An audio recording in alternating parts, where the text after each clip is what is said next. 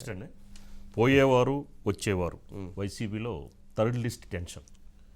ముఖ్యంగా ఎంపీలు ఎమ్మెల్యేస్ ఈసారి ఒక 20 నుంచి 30 మంది మూడో లిస్టులో ఉండే అవకాశం. అంటే మొత్తం కన్ఫ్యూజన్ అయిపోయిందండి. వైఎస్ఆర్సీపీ పార్టీ ప్రస్తుతం కన్ఫ్యూజన్లో ఉంది.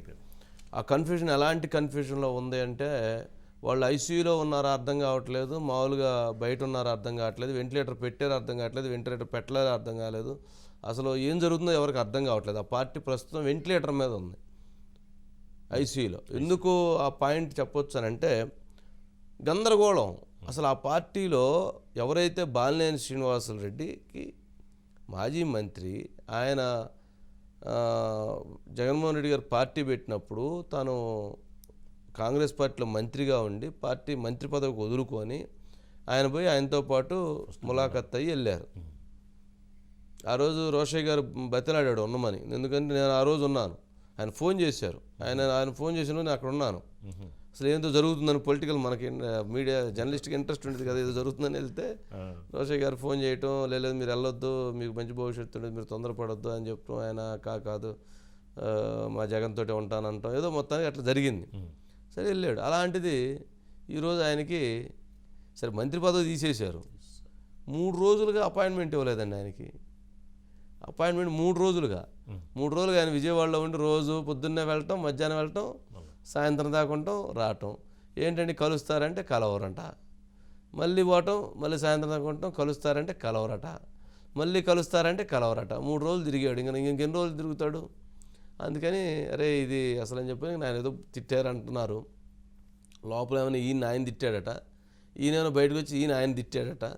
మొత్తానికి నేను హైదరాబాద్ పోయి వస్తాను, ఇండిపెండెంటా లేకపోతే టీడీపీనా ఏదో తేల్చుకొని వస్తాను అని చెప్పని ఆయన ప్రయాణం హైదరాబాద్ వచ్చేసారు. ఇది బాలినేని శ్రీనివాసరెడ్డి 2019లో ఏంటి, జిల్లాలో ఉన్నటువంటి 12 సీట్లు ఆయనే ఫైనల్ చేశాడు.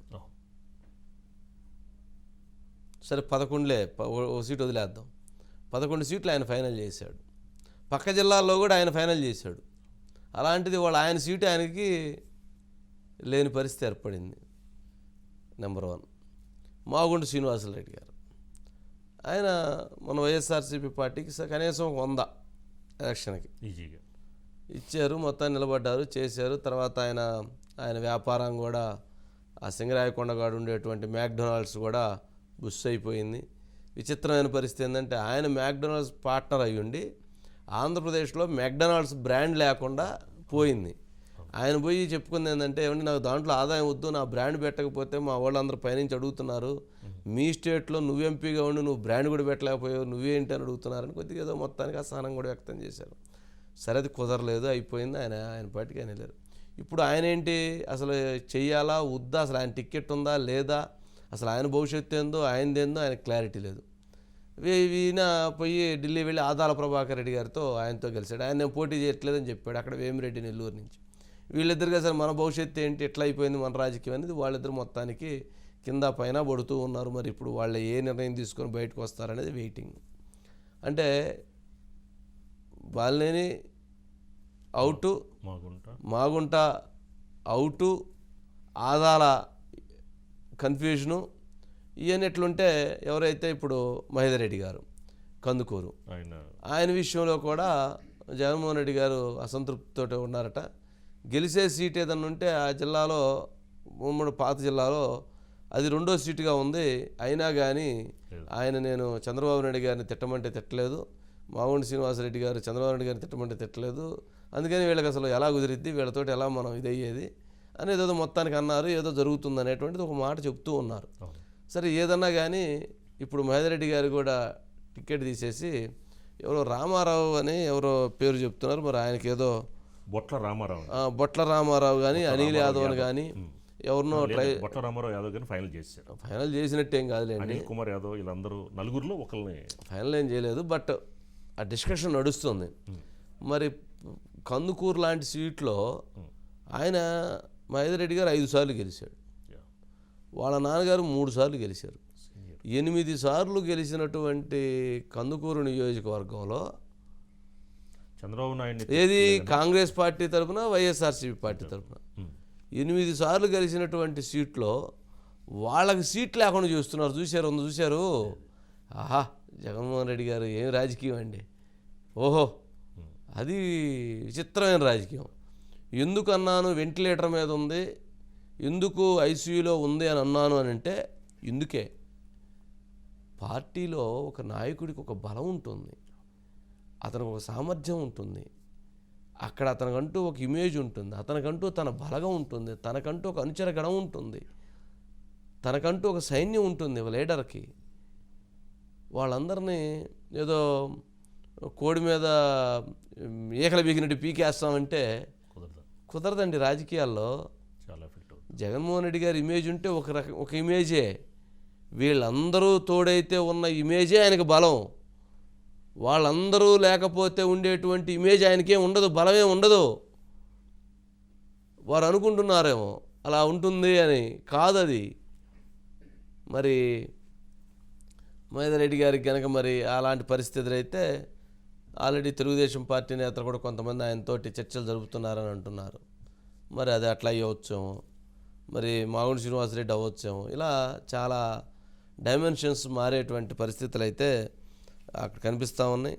వారితో పాటు మనం చూస్తే చాలామంది, పార్థసారథి గారి కన్ఫ్యూజన్, ఆయనతో 2-3 సార్లు చర్చలు జరిపారు, మరి ఆయన కన్ఫ్యూజన్, వసంత కృష్ణప్రసాద్ కన్ఫ్యూజన్, ఒకరు కాదు, ఇటు నుంచి అటు శ్రీకాకుళం ఇచ్చాపురం దగ్గర నుంచి అనంతపురం హిందూ వరకు కన్ఫ్యూజనేనండి. ఎవరు ఉన్నారు సార్? రాజ్ కుమార్ ఉన్నాడా? రాజ్ కుమార్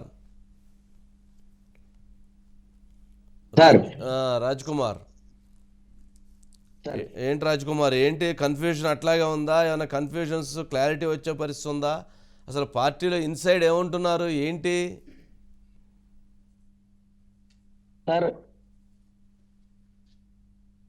సార్ అంటే ఇక్కడ కనుక మనం చూస్తే సార్, ప్రధానంగా వైఎస్ఆర్ కాంగ్రెస్ పార్టీలో మరికొద్ది సేపట్లో అంటే 3వ లిస్టు కూడా దాదాపుగా వచ్చేటువంటి అవకాశం చాలా స్పష్టంగా ఉంది సార్. ఇప్పుడే దాదాపుగా సజ్జల రామకృష్ణారెడ్డి గారు, అదేవిధంగా బొత్స సత్యనారాయణ గారు కూడా వచ్చారు సార్. మరి కాసేపట్లో ఆ లిస్టు కూడా ప్రకటన అయ్యేటువంటి పరిస్థితి ఉంది సార్. ఇప్పుడు కూడా దాదాపుగా ఈ 3వ లిస్టులో ఏదైతే సిట్టింగ్లకి ఉన్నటువంటి వారికి ఎక్కువ ప్రాధాన్యత ఇచ్చాం. అంటే మీరు చెప్పినట్టుగా సార్, ఏదైతే పార్టీకి సీనియర్లు కావచ్చు, లేదంటే అక్కడ ఎమ్మెల్యేకి కొంత అనుచర గణం ఉంటుంది, అక్కడ ఎమ్మెల్యేకి ఖచ్చితంగా కొంత గ్రాఫ్ ఉంటుంది. దాన్ని ఖచ్చితంగా వైఎస్ఆర్ కాంగ్రెస్ పార్టీ అక్కడ ఇప్పుడు తెలుసుకుందని చెప్పి మనం భావించవచ్చు సార్. అంటే ఇప్పటి వరకు కూడా నేనేం చెప్తే అది జరుగుతుంది, నేనేం చెప్తే అక్కడ అది చెల్లుతుంది అనుకున్నటువంటి జగన్మోహన్ రెడ్డి గారు ఆ డైలమాలో నుంచి కొంచెం బయటకు వచ్చారు సార్. ఇప్పుడైతే గనక ఖచ్చితంగా ఏదైతే సిట్టింగ్లకి కావచ్చు, అక్కడ ఎమ్మెల్యేలకు ఉన్నటువంటి ప్రాధాన్యతను కొంత గమనించారని చెప్పి మనం భావించవచ్చు సార్. ఇప్పుడు వచ్చే లిస్ట్ లో ఈ పెద్దగా మార్పులు చేర్పులు ఉండవంటున్నారు సార్. కానీ సీఎం గారు ఏం చెప్తారు ఏంటి అనేది కొంత తెలియాల్సి ఉంది సార్. కానీ వైఎస్ఆర్ కాంగ్రెస్ పార్టీలో మాత్రం కన్ఫ్యూజన్ అయితే మాత్రం కొనసాగుతోంది సార్. సీనియర్ నేతలందరూ కూడా దాదాపుగా పార్టీకి దూరం అవుతున్నారని చెప్పుకోవచ్చు సార్. ఇప్పుడు ఏదైతే 3వ లిస్టు ప్రకటన అవుతుందో, ఈ ప్రకటన అయినటువంటి తర్వాత కూడా దాదాపుగా చాలా మందిని పార్టీ వీడేటువంటి అవకాశం లేకపోలేదు సార్. ఇప్పటికే ఆయా నియోజకవర్గాలకు సంబంధించి ఎవరైతే టికెట్లు రావట్లేదు అని ఆల్మోస్ట్ ఆల్ ఆ నియోజకవర్గానికి సంబంధించినటువంటి ఎమ్మెల్యేలు 175లో ఎవరెవరిని మారుస్తున్నారనేది ఆల్మోస్ట్ ఆల్ వాళ్ళకి సమాచారం వెళ్ళినట్టుగానే మనకి భావించవచ్చు సార్. వాళ్ళని ఆల్మోస్ట్ ఆల్ గా జగన్మోహన్ రెడ్డి గారితో ఇప్పటికే పలు దఫాలు వాళ్ళని పిలిపించి మాట్లాడుకుంటున్నారు సార్. రాజ్ కుమార్, అంటే 3వ లిస్టేనా, 4-5 లిస్టులు కూడా ఉంటాయా? అంటే వారు భావించినటువంటి ప్రకారంగా సార్ ఇవాళ 29 మందితో కూడినటువంటి జాబితాను విడుదల చేస్తామని చెప్తున్నారు సార్. ఇప్పటి వరకు ఎన్ని అయినాయి? అంటే ఇప్పటి వరకు 2 జాబితాలు వదిలేరు సార్. మొదటి లిస్ట్ లో 11 వదిలేరు సార్, 2వ లిస్ట్ లో 27 వదిలేరు సార్. అంటే మొత్తంగా 38 సార్. 38లో కూడా 3 ఎంపీలు సార్, 35 మంది ఎమ్మెల్యేలు సార్. అంటే వీరిని కూడా మరలా చివరి దాకా కొనసాగిస్తారా లేదనంటే ఇప్పుడు ఈ నెల రోజులు ఆ నియోజకవర్గాల్లో అక్కడ ప్రజలతో కావచ్చు, పార్టీ క్యాడర్ తో కావచ్చు, ఎవరైతే ఇక్కడైతే వాళ్ళందరినీ కూడా గ్యాప్ ని ఫిల్ చేసుకుని అక్కడ నియోజకవర్గంలో అందరితో కూడా సమన్వయపరిచి అక్కడ వారితో మనగడ చెందగలుగుతారా, లేదంటే మరలా ఏమన్నా మార్పులు చేర్పులు ఎవరైనా వివిధ పార్టీల నుంచి వైఎస్ఆర్ కాంగ్రెస్ పార్టీలోకి వచ్చిన వారికి మరలా ఏమన్నా అవకాశం ఇస్తారా అనేది కూడా కొంత సందిగ్ధత ఉంది సార్. ఎమ్మెల్యేలు ఇప్పుడు ఎవరైతే మార్చిన వాళ్ళలో కూడా కొంత టెన్షన్ ఉంది సార్. ఓకే, కాబట్టి ఇప్పుడైతే మాత్రం మూడో లిస్టు కొద్దిసేపట్లో రాబోతుంది సార్. దానికోసమే వైఎస్ఆర్ పార్టీలో ఉన్నటువంటి ముందుగా అందరూ రాష్ట్ర ప్రజలే కాదు ఎమ్మెల్యేలు ఎదురు చూస్తున్నారు సార్. అంటే మా పేరు ఉంటుందా లేదా మేము ఉంటున్నామా లేదంటే మా సీట్ ఉంటుందా ఓడుతుందా అనేది వారిలో పెద్ద కన్ఫ్యూజన్ వాతావరణం ఉంది సార్. అందరికి ఎవరినైతే సీఎంఓకి పిలుస్తున్నారో వారందరూ కూడా దాదాపుగా మాకు సీటు గల్లంతైనట్లనే పరిస్థితికే భావిస్తున్నారు సార్. ఎవరికైతే మీరు రండి సీఎం గారు అపాయింట్మెంట్ కన్ఫర్మ్ అయ్యింది మీరు రావచ్చు అన్న వారికి కొంత ఆందోళన లేకుండా వస్తున్నారు సార్. ఎవరైతే సజ్జల గారితో భేటీ అన్నారో లేదంటే ఇంకా ఇతర అంశాలు ఎమ్మెల్యే గ్రాఫ్ కానీ ఇటువంటి అంశాలు ఏమైనా పరిగణలోకి తీసుకుంటే సార్ ఖచ్చితంగా మా మీద ఏదైనా నెగిటివ్ ఉందా లేదంటే సర్వే రిపోర్టులు మాకు అనుకూలంగా లేవా ఇటువంటి అంశాలని ఏమన్నా మాట్లాడడానికి పిలుస్తున్నారనేది మాత్రం చాలా కన్ఫ్యూజ్ వాతావరణంలో ఉంది సార్ సీఎంఓ అంతా కూడా. కాబట్టి ఇప్పుడు ఎవరైతే థర్డ్ లిస్ట్ ప్రకటిస్తారో గుడివాడ అమర్నాథ్ గారు వచ్చారు సార్. ఆయన ఏం చెప్తున్నారంటే నేనైతే ఒకవేళ జగన్మోహన్ రెడ్డి గారు మేము ఏం చెప్పినా కూడా శిరసావహిస్తా ఉన్నారు, కానీ అక్కడికి వెళ్ళేమో అనకాపల్లి దగ్గరికి వెళ్ళి నేను ఇక్కడ సేవలు అందిద్దాం అనుకుంటున్నాను నా పరిస్థితి కానీ నన్ను ఎక్కడి నుంచి మార్చేశారని అక్కడ బాధపడుతున్నారు సార్. అంటే ఇవన్నీ కూడా ఏమన్నా అదేలే అంటే ఇప్పుడు జగన్మోహన్ రెడ్డి గారి దగ్గర పోయి మీరు చేసిన నిర్ణయం తప్పు అనలేరు కదా. అవును సార్. అవును సార్. అందుకని బయటకు వచ్చి బయట చెప్పుకుంటారు. అంటే జగన్మోహన్ రెడ్డి గారి దగ్గర అవును సార్ జగన్మోహన్ రెడ్డి గారి దగ్గరికి వచ్చి అక్కడికి వెళ్ళినప్పుడేమో మీరు ఎస్ బాస్ అన్నారు సార్. ఇక్కడికి వచ్చినప్పుడేమో బయటకు వచ్చి మేము ఏమి మా పరిస్థితి ఏంటి ఇలా ఉందని చెప్పి ప్రజలతో వాడు బాధపడేటువంటి పరిస్థితి ఉంది సార్. అంటే ఓవరాల్ గా ఎమ్మెల్యేలకును ముఖ్యమంత్రి గారికి ఉన్నటువంటి ఆ పరిస్థితిని రైట్ రాజ్కుమార్ రైట్ అమ్మా రైట్ థ్యాంక్ యూ. దిలీప్ ఏంటి మొత్తం ప్రకాశం జిల్లా అతలాకుతలం అయిపోయినట్లుంది. వైఎస్ఆర్సీపీ సైక్లోన్ వచ్చినట్లుంది ప్రకాశం జిల్లాలో. కరెక్టే కనిపిస్తా ఉంది సార్. మీరు అన్నట్టు సైక్లోన్ కనిపిస్తా ఉంది. సో ఈ సునామీలో ఏం జరుగుతుందో అర్థం కాని పరిస్థితి. కాకపోతే మాజీ మంత్రి బాలినేని శ్రీనివాసరెడ్డి పరిస్థితి అగమగోచరంగా తయారైంది. ఆయన అంటే గతంలో సీఎం కలవాలంటే డైరెక్ట్ గా పోయి అపాయింట్మెంట్ తీసుకొని అపాయింట్మెంట్ కూడా లేకుండా డైరెక్ట్ పోయి కలిసేవాడు. ఈ రోజున అపాయింట్మెంట్ అడిగినా కూడా కుదరట్లేదు. అది కాక విజయసాయి నేను డైరెక్ట్ గా సీఎం గారు కలవాలన్నారు రమ్మని చెప్పి పిలిపిస్తేనే 3 రోజుల క్రితం నేను వచ్చాను, 3 రోజుల నుంచి నాకు అపాయింట్మెంట్ ఇవ్వట్లేదు కలవట్లేదు అని చెప్పి వాపోయారు.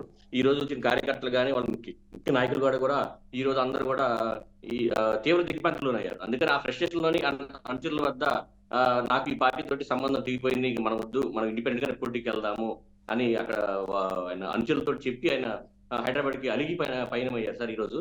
అంటే ఎంత okay right Dilip right right మొత్తానికి చూద్దాం ఈ పొలిటికల్గా ఎప్పుడు ఉంటాయండి. దగ్గుబాటి మాట్లాడారండి ఒకసారి ఎలక్షన్లో పోటీ చేయకపోవడమే మంచిదేందని 30-40 కోట్లు మిగులుతాయి అన్నారు. మంచిదే కదా అని చెప్పిన మాట సార్. అది బయట చూద్దాం సార్.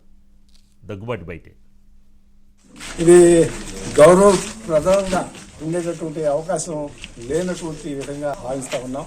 5 సంవత్సరాలు గెలిచిన తర్వాత కార్యక్రమాలకు అటెండ్ అవుతూ మళ్ళీ 5 సంవత్సరాల తర్వాత మళ్ళీ 2,000 ఇస్తారా 3,000 ఇస్తారా అని 40 కోట్లు 30 కోట్లు 50 కోట్లు తీసుకురావడం, ఆ డబ్బుని మళ్ళీ సంపాదించడం అనేటటువంటిది ఇంతకుముందు కొంత సంపాదించేటటువంటి అవకాశం ఉందేమో ఎమ్మెల్యేలకి.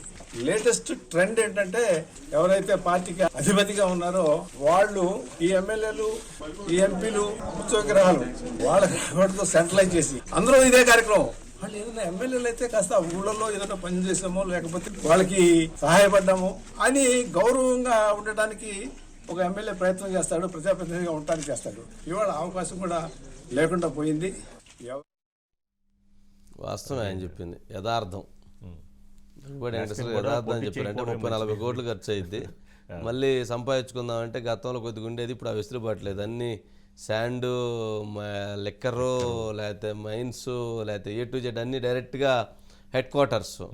అందుకని ఇక్కడ వీళ్ళకి అసలు ఏమీ దొరకట్లా. అందుకని వాళ్ళు అసంతృప్తి ఉన్నమాట. వాస్తవం 30-40 కోట్లు పిల్లలకు కొంచెం అనవసరంగా వాటిని ఎందుకు కాజేస్తారు అని చెప్పి నేను మా పిల్లవాడు రాము, మీరు కూడా ఎవరు సరే రాజకీయాల జోలికి వద్దులేండి అని చెప్తున్నారు. పాపం మంచి మాటే చెప్పారు. సరే పాపం పక్కన కామినేని శ్రీనివాస్ గారు నవ్వుకుంటున్నారు. రేపు నేను నుంచోపోతున్నాను ఆ సలహా నాకు కూడా పనికి వచ్చిద్దేమో ఇది అని పాప ఆయన ఏం మాట్లాడాలి అలాగా. అసలు వాళ్ళిద్దరు స్నేహితులే, అందుకని ఆయన సైలెంట్గా ఉన్నారు. నెక్స్ట్